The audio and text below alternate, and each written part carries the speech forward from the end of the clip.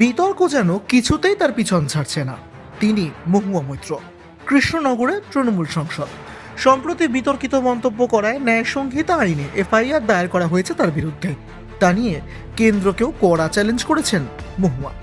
কৃষ্ণনগরের তৃণমূল সাংসদের বিরুদ্ধে ন্যায় সংহিতা সেকশন 79 অনুসারে এফআইআর দায়ের করা হয়েছে দিল্লি পুলিশের তরফে। জাতীয় মহিলা কমিশনের চেয়ারম্যান রেখা শর্মার বিরুদ্ধে তার পাজামা মন্তব্যের জেরে এই অভিযোগ দায়ের করা হয়। আর এই খবর সামনে আসতেই শোরগোল পড়ে গিয়েছে।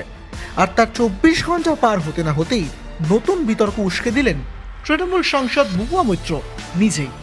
এবার পাল্টা হাতিয়ার হিসেবে গরু এবং গোমাংস পাচার ইস্যুকেই তুলে ধরলেন কৃষ্ণনগরের তৃণমূল সাংসদ মহুয়া মৈত্র। সরাসরি কেন্দ্রীয় মন্ত্রী স্বরাষ্ট্র মন্ত্রকের দিকেই আঙ্গুল তুলেছেন তিনি।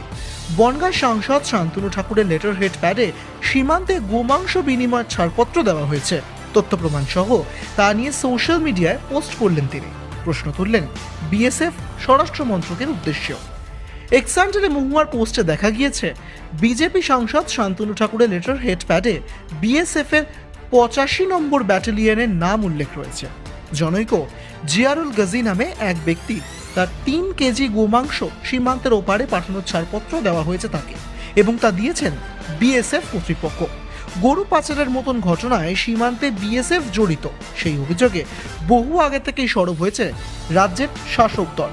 আর এবার বিশেষত গরু পাচার নিয়ে দলের একাধিক হেভিওয়েটকে সিবিআই ইডির তলবের পরিপ্রেক্ষিতে উল্টে কেন্দ্রের ওপরেই দায় চাপিয়ে দিয়েছে শাসক দল।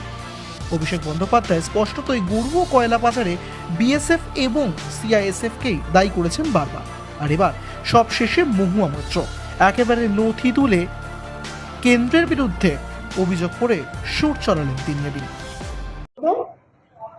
যে নাজমুল আমাকে ডাকে, দেখি এমপির প্যাটে স্লিপ দেয়, 3 কিলো আমরা গরুর মাংস নিয়েছি, আমাদের 300 টাকা দেয়।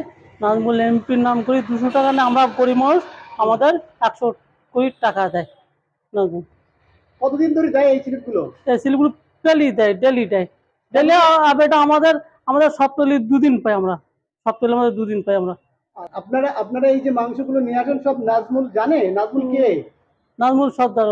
নাজমুলকে ওই কোন দল এমপি, করে? সে কোন দল ওই করে? বিজেপি করে, এমপি রিপ্রেজেন্টেড। হ্যাঁ, বিজেপি। কোথায় বাড়ি ওর? হাকিমপুর মাদারপাড়া। আপনার নাম কি? আমার নাম জারুল গাজী।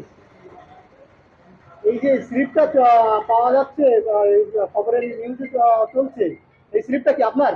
হ্যাঁ, আমার নামে দিছিল, 2 তারিখ আমার নামে দিছিল স্লিপটা, আমার নামে। এক ঝলকে মিডিয়া।